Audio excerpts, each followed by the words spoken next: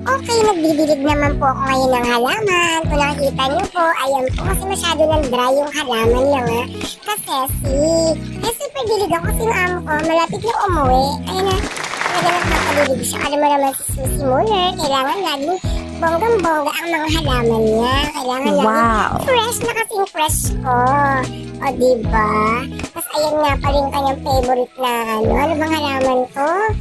Ayan, bonggang-bilya. Kasi kailangan laging bongga kasi nakalagay sa bed kasi para bonggang-bongga lagi. O, diba? Tapos, actually, ayan na. Hay nako, nakakalok. Ang init-init talaga ngayon for today's video. Hay nako, ganun talaga. Kailangan natin diligan ng mga halaman kaysa madry naman. Ayoko kayang madry, nakakaloka. Diba? Mas maganda yung lagi tayong fresh. At ayun na nga. Super